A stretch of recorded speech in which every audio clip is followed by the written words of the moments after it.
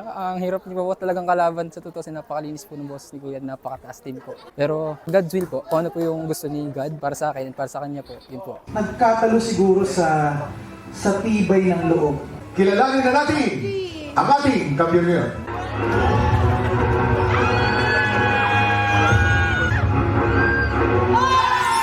Hey!